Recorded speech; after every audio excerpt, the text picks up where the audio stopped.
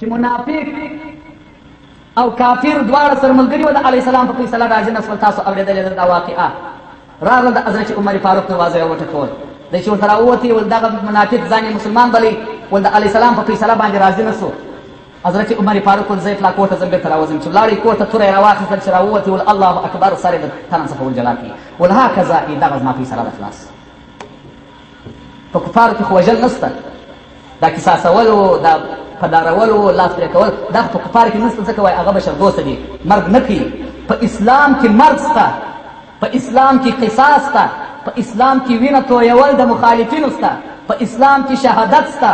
اسلام دا قرآن وایي حدیث وایي چې ځان به هم وژنې په دفاع کې د دین و د اسلام و د وطن و د ملت. اسلام و کتاب و قرآن وایي چې که سړي مړی وکړي او ثابت سو هغه به قصاصیې وژنې بیا. که سړی مرتد سو راولاړی بیا وژنې بیا په عام محضر کې بیا قتلوی. په اسلام کې قتل شته، په کفر کې نشته. د کفر قانون چې دلته راغلی دی موږ یو مرګ هم نه دی لیدلی چې پلانکی سړی یې فدا پلانکی سړی یې مړ. هر سړی هر شخص کولی شي چې هر شي ته یې خیال شي هغه کوي. زموږ زړونه مسخه سوي د دنیا عیش و عشرت پر سر باندې اخیستی یو.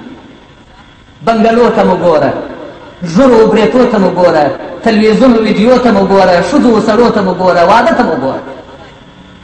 دا ګرد شیان په موږ شته.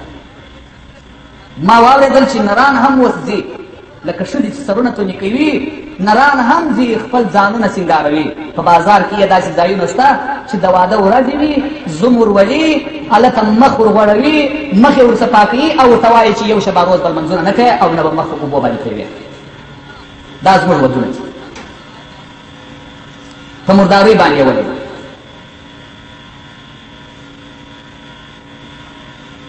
ځوانانو د انجونو شکل اختیار کړی دی، انجونو مو د ځوانانو شکل اختیار کړی دی. افسوس پر دې ملک اسلام. په حضور کې به د الله کم جواب وکړو. باطلې طریقې مو خوښې دي، غلط چمونه مو خوښ دي. د خلکو هغه د عیسویت خوښ شو. اوس یو د راپورته شو، سبا ډېر د راپورته کېږي. او عیسویت اشاعت روان دی. داسې نه دی چې دغه یو سړی په اسلام کې هغه دی واوښتي د اسلام څخه عیسوي سو، اشاعت د عیسویانو روان. خدای تعالی عز وجل په قرآن عظیم شان کې فرمایي کم څوک مرتد سو د خپل اسلامي دین څخه واوښتي فیموت وهو کافر او په هغه دین کې مړ سو، دا کافر مړ سو. الله وایي فاولئک حبطت اعمالهم. خدای وایي د دغو کسانو چې دا مرتد سوي دي د دې اعمال حبطه کړل پروردګار عز وجل فی الدنیا والآخره. په دنیا او آخرت کې دی خسیر دنیا والآخره وګرځوي. اولئک اصحاب النار. الله وایي دغه خاوندان د دوزخ دي او دوی په دوزخ کې د همیشه لپاره. دا زموږ ملک دی چې زموږ انسانان د اسلام د دین څخه د کافرانو وجل ته ورغلي. او هغه وایي ما په خپله نه لیدلی او نه په راډیو کې اورېدلی، د بل د قوله څخه وایم چې هغو آلات راته راوړي دي.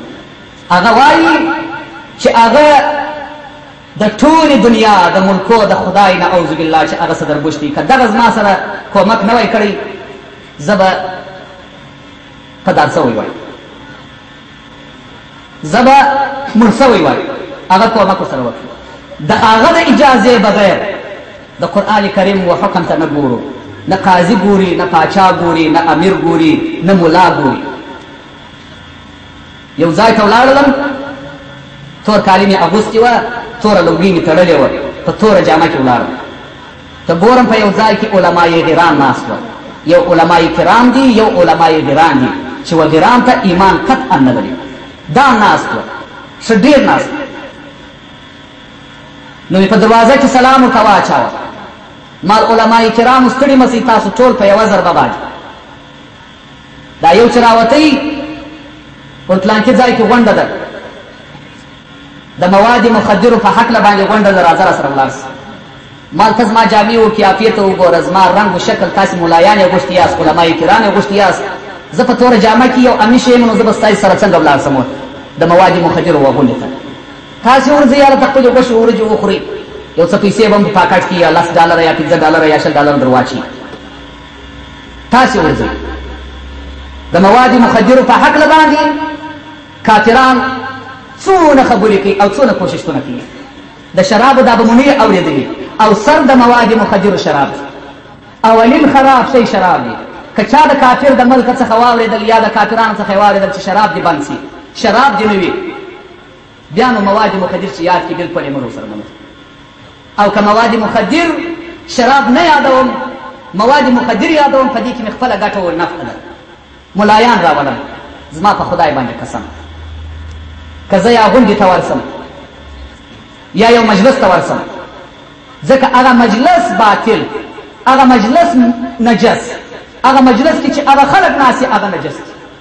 وګورئ تاسې په تلویزیونو کې ملایان لیدلي وي، په جلسو کې به مو لیدلي وي. د بیرې څخه نه ورځم چې ته ودرې، زه بیرېږم، ما به یو څوک بړ کړي، بیا د تلویزیون په پرده کې رارسم. زما خوښ دي چې زه د تلویزیون په پرده کې راسم، خلک مې وویني، مګر زما وجدان او ایمان دغه د باطل ځای نه خوښوي چې دغه د باطل ولارې ته زه ولاړ شم. ستاسې په ژوند به ونه وینئ چې زه به په داسې غونډو او مجالسو کې چې هغه علمای غران ناست وي، ایمانونه یې درګېډه کړي وي، او د مواد مخدرو په باب باندې به فلانکی مولوي صاحب خپله علمي وینا وړاندې کړي، هغه چې پورته سي قال الله قال رسول وایي مواد مخدرو تاریاکو چاسو دا شان چې دي دا په اسلام کې ناروا دي. دا قطعا وجود نه لري په مذهب کې. او په پوهېږو نه چې په قاضي خان په تاوا کې د دې تاریاکو کم باس راغلی وي، پر څنګه طریقه باندې راغلی وي. بس د کافرانو د خوښۍ مطابق عالم د هغه پر لار باندې ځي خلاص. ځکه په مقابل کې د یو څوک پیسو چې ما تاسو ته وویل چې علما د 500 افغانۍ دپاره اتڼ کوي، که تاسې غواړئ زه درته راولم دا مسجد ته په دا حجره کې به یې ګورئ اتڼ په وکړو. هر څوک چې غواړي داسې ملایان ما ته رامعلوم دي چې ویې ګورې کې یافې ته چارخولې هم ورکړې وي، ګردۍ لنګوټه یې هم تړلې وي، سپین جامه هم اغوستې وي، یو ځای امامت کوي او پر منبر باندې ناست وي، قال الله قال رسول هم درته وایي خلاص. او ما هم یادوي وایي ته د یو چا سره پیوند یې چې دا خبرې کوي، موږ ولې نسو کولی. زه ورته وایم چې ای مولوي صاحب، ای ملا غیرانه، ای ملا بی ایمانه، ای ملا بی وجدانه، زه غیرت لرم، ایمان لرم، ما مرګ ځان ته فرض کړ دی خلاص. ته د مرګه بیریږې.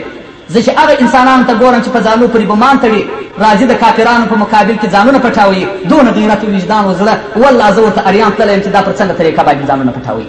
متحر تللی که دنیا وي خو دنیا هم په درد نه خوري، که ملک پاچهي وي هغه هم په درد نه خوري، سړی مړ شو ولاړ.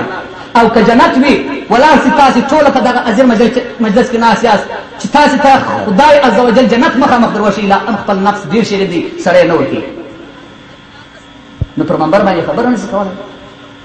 ما 12 کاله تبلیغ وکړي، په تبلیغ کې ما درېر د حقې خبرې څخه نه دي کړي. الحمدلله یوازې یکې تنها